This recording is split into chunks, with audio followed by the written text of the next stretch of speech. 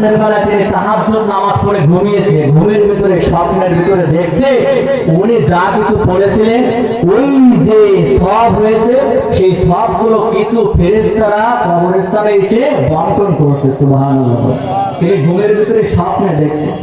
হঠাৎ করে তিনি লক্ষ্য করে দেখলেন কবরস্থানের ভিতরে যত মানুষ মুর্দা সবাই ওই নেকি নেওয়ার জন্য পাগল করা হয়ে গেছে, পেরেশান, তাদের ভিতরে টেনশন হয়ে গেলেন। কি ব্যাপার?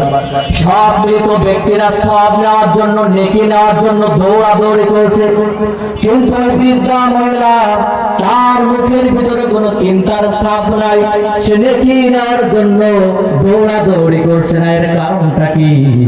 তখন ইমাম গাজালি রাহমাতুল্লাহি আলাইহি চলে গেলেন স্বপ্নের ভিতরে, ওই বৃদ্ধা মহিলাকে বলছে, মা, সবাই নেকি নেওয়ার জন্য দৌড়াদৌড়ি করছে, কিন্তু আপনি নেকি নেওয়ার জন্য কোনোভাবে দৌড়াচ্ছেন না। এর কারণটা কি? আপনার মুখের ভিতরে হাসির ছাপ, কোনো চিন্তার ভাব নাই, শিখে বসে থাকে নাই।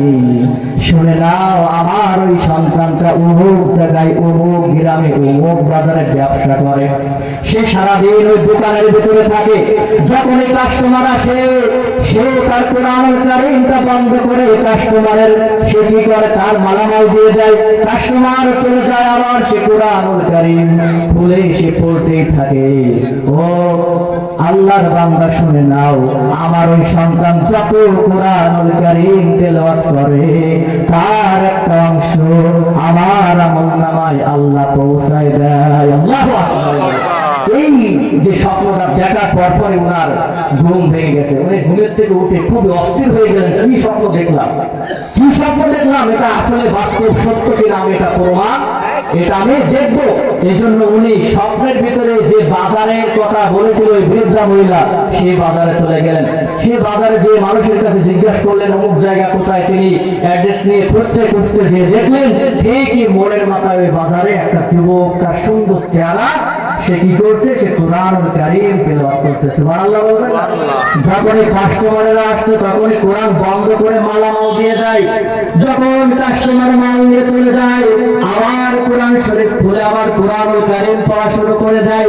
এভাবে করে কয়েক ঘন্টা ইমাম গাজালি রাহমাতুল্লাহি আলাইহি দেখলেন ওই সন্তান কোরআনুল কারীম এভাবে করে তেলাওয়াত করে। সুবহানাল্লাহ।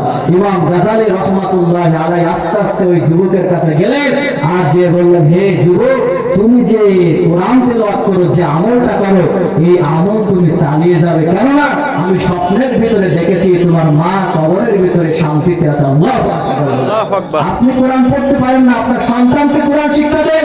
আপনার মৃত্যুর পরে আপনার সন্তান যত কোরআন পড়বে তার একটা অংশ আপনার আমলনামায় পৌঁছাতেই থাকবে, পৌঁছাতেই থাকবে। আল্লাহু আকবার। এই জন্য আমাদের সন্তানদেরকে কোরআন শিক্ষা দেবো। কি রাজি আছেন তো? কে কে রাজি আছেন? হাত তুলে দেখান। আল্লাহ আমাদের হাতকে তুমি কবুল করুন, সবাই আমিন।